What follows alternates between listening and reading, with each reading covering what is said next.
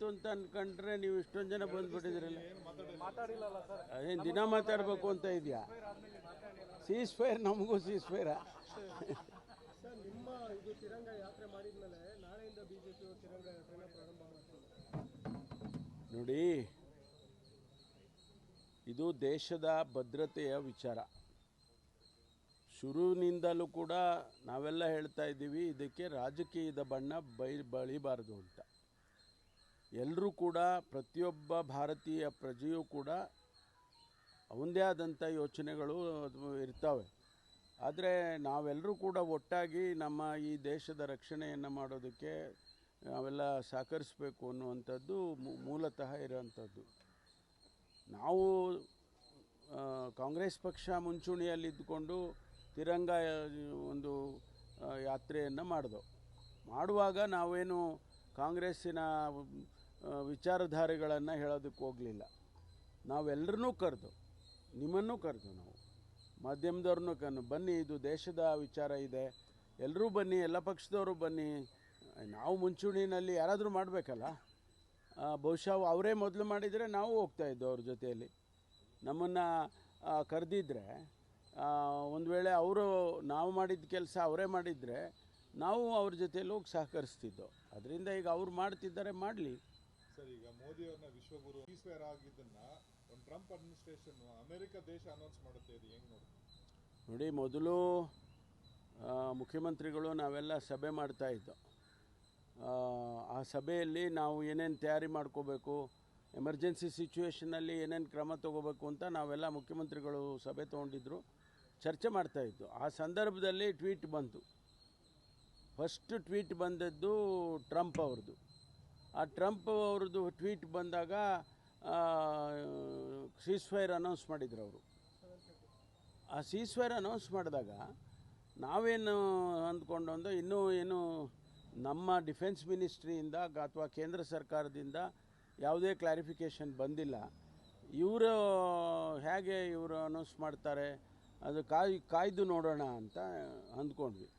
Within half an ಅವರಲ್ಲಿ ನಮಗೆ defence ministry spokes person ಮಾತಾಡುವಾಗ ಅವರು ಈ ಥರ ಸೂಸೈಡ್ ಆಗಿದೆ, ಅಮೆರಿಕನ್ ಇಂಟರ್ವೆನ್ಷನ್ನು, ಅದು ಇದೆಲ್ಲ ಹೇಳ್ತಾಯಿದ್ರು. ಇದು ದೇಶದ, ನಾನು ಹೇಳಿದಾಗೆ, ರಕ್ಷಣೆಯ ಪ್ರಶ್ನೆ.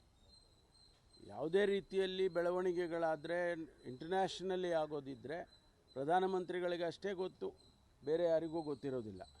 ಅದನ್ನು ಅವರು ದೇಶದ ಜನತೆಗೆ ತಿಳಿಸ್ಬೇಕು, ಅಷ್ಟೇ ನಮ್ಮಲ್ಲಿ ಕೇಳೋದು. ಮತ್ತು ಇನ್ನು ಮಿಕ್ಕ ವಿಚಾರಗಳೆಲ್ಲವನ್ನು ಕೂಡ ನಮ್ಮ ರಾಷ್ಟ್ರೀಯ ಅಧ್ಯಕ್ಷರಿದ್ದಾರೆ, ರಾಹುಲ್ ಗಾಂಧಿ ಅವರಿದ್ದಾರೆ, ಮತ್ತು ನಮ್ಮ ಕೇಂದ್ರದ ನಾಯಕರುಗಳಿದ್ದಾರೆ, ಅವರು ಪ್ರತಿಕ್ರಿಯೆ ಕೊಡ್ತಾರೆ ಇದಕ್ಕೆ. ಯಾಕೆಂದರೆ I am not competent enough to make any comments or suggestions at the national level.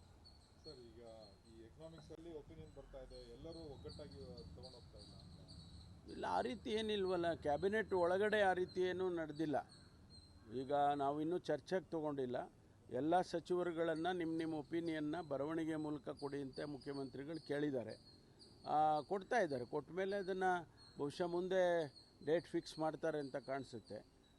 Cabinet ಅಲ್ಲದೆ, ಯಾಕೆಂದರೆ ಇದಕ್ಕೆ ಸಮಯ ಕೊಡಬೇಕು. ಬರೀ ಕ್ಯಾಬಿನೆಟ್ಟಲ್ಲಿ ಅರ್ಧ ಗಂಟೆ ಅಥವಾ 10 ನಿಮಿಷ ಚರ್ಚೆ ಮಾಡೋವಂಥದ್ದಲ್ಲ. ಎಲ್ಲ ವಿಚಾರಗಳು ಬೇರೆ ಬೇರೆ ಮಿಕ್ಸ್ ಮಾಡ್ಕೊಂಡು ಮಾಡೋದಲ್ಲ. ಇದಕ್ಕಾಗಿ ಪ್ರತ್ಯೇಕವಾಗಿ ಚರ್ಚೆ ಆಗಬೇಕು. 11 ಜನ, ನೀವು ಹೇಳಿದಾಗೆ 11 ಜನ ಕೊಟ್ಟಿದ್ದಾರೆ ಅಂತ ಹೇಳಿದರು. ಅಂದರೆ ಎಲ್ಲರೂ ಕೊಡ್ತಾರೆ, ಒಂದೇ ಸರಿ ಎಲ್ಲರೂ ಕೊಡೋದಿಲ್ವಲ್ಲ, ಒಬ್ಬೊಬ್ಬರು ಕೊಡ್ತಿರ್ತಾರೆ.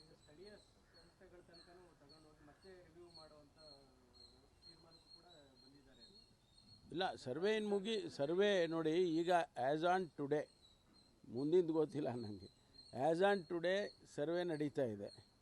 ಕೆಲವರು ಲೀಡ್ರುಗಳು ನನ್ನ ಹತ್ರನೂ ಬಂದಿದ್ದರು, ಸಮಯ ಸಾಕಾಗೋದಿಲ್ಲ, ಯಾಕೆಂದರೆ ಭಾಳ ಡೀಟೇಲಾಗಿ ಮಾಡಬೇಕಾಗ್ತದೆ, ಅದನ್ನು ನೀವು ಎಕ್ಸ್ಟೆನ್ಷನ್ ಕೊಡಿಸಿ ಅಂತ ಕೇಳಿದ್ರು. ಅಂದರೆ ಇನ್ನೊಂದಿಷ್ಟು ಸಮಯ ಬೇಕು, ಅದು ಕನಿಷ್ಠ 15 ದಿವಸ, 1 ತಿಂಗಳಾದರೂ ಬೇಕು ಅಂತ ಹೇಳಿದರು. ಅದಕ್ಕೆ ನಾನು ಹೇಳಿದೆ, ನೋಡಿ ಮಾನ್ಯ ಮುಖ್ಯಮಂತ್ರಿಗಳಿಗೆ ಮತ್ತು ಯಾರು ಇದರ ಜವಾಬ್ದಾರಿ ತೊಗೊಂಡಿದ್ದಾರೆ, ನಾಗಮೋಹನ್ ದಾಸ್ ಅವರು, ಕಮಿಷನ್ ಅದು, ಅವರು ನಡೆಸ್ತಾ ಇರ್ತಕ್ಕಂಥ ಸರ್ವೆ ಇದು, ಅವರಿಗೆ ರೆಪ್ರೆಸೆಂಟೇಷನ್ ಕೊಡಿ. ಅವರು ಇದಕ್ಕೆ ಬೇಕು ಅನ್ನೋದು ಅವ್ರಿಗೆ ಕನ್ವಿನ್ಸ್ ಆದರೆ ಕೊಡ್ತಾರೆ ಎಕ್ಸ್ಟೆನ್ಷನ್. ಅಲ್ಲ, ಈ ಸರ್ವೆಯಲ್ಲಿ ಸರ್ ಟೀಚರ್ಸ್ ಮಾಡೋ ಬದಲು ಸ್ಟೂಡೆಂಟ್ಗಳು ಬಂದು ಸರ್ವೆ ಮಾಡ್ತಾ ಇದ್ದಾರೆ ಮನೆಗೆ ಸರ್. ಗೊತ್ತಿಲ್ಲಪ್ಪ. ನನಗೂ ಬಂದಿದ್ದರು ನಮ್ಮನೆಗೂ. ಊರಲ್ಲಿ ನಾನು ಮೊನ್ನೆ ಊರಿಗೆ ಹೋದಾಗ ನಮ್ಮನೆಗೂ ಬಂದಿದ್ದರು. ಅವರು ಟೀಚರ್ಸೇ ಬಂದಿದ್ದರು. ಕಮೆಂಟ್ಸ್ಗಳೆಲ್ಲ ಕಡೆ ಈಗ ಸರ್ವೆ ಚೆನ್ನಾಗಿ ಆಗ್ತಾಯಿದೆ ಅಂತಲೂ ಹೇಳ್ತಾವ್ರಲ್ಲ. ಸಿಟಿಯಲ್ಲಿ ಸ್ವಲ್ಪ ಏನಾದರೂ ಶಾರ್ಟ್ ಕಮಿಂಗ್ಸ್ ಇರ್ಬೋದೇನೋ ಗೊತ್ತಿಲ್ಲ. ಬಟ್ ಎಲ್ಲ ಕಡೆ ಆಗ್ತಾಯಿದೆ, ಚೆನ್ನಾಗಿ ಆಗ್ತಾಯಿದೆ.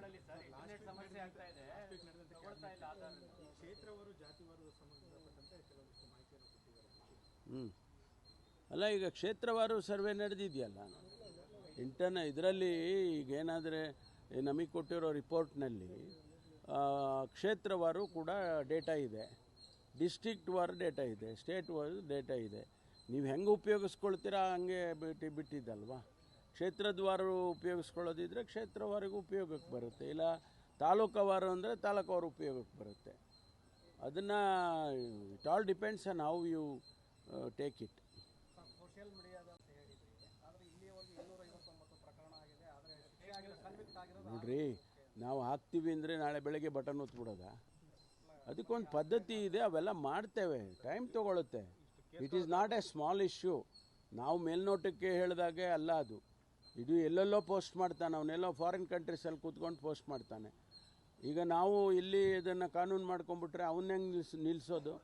ಅದರಿಂದ ಇದರೆಲ್ಲ ಚರ್ಚೆ ಮಾಡಿದ್ದೀವಿ. ಅದಕ್ಕೊಂದಿಷ್ಟು ನಮ್ಮ DG ಸೈಬರ್ ಕ್ರೈಮಿಗೆ ಅವರಿಗೆಲ್ಲ ಸೂಚನೆ ಕೊಟ್ಟಿದ್ದೀವಿ. ಅವರೆಲ್ಲ ವರ್ಕೌಟ್ ಮಾಡ್ತಾ ಇದ್ದಾರೆ, ಯಾವುದು ಎಲ್ಲಿ ಮಾಡಬೇಕು. They takes time.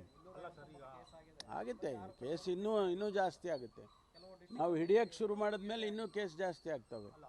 ಕೇಸು ಮಾನದಂಡ ಅಲ್ಲ ನಮಗೆ, ಹೇಗೆ ನಿಲ್ಲಿಸಬೇಕು ಅನ್ನೋದು ಮಾನದಂಡ. ನಮಗೆ ಎಷ್ಟು ನಂಬರ್ ಆಗುತ್ತೆ ಅನ್ನೋದು ಮುಖ್ಯ ಅಲ್ಲ.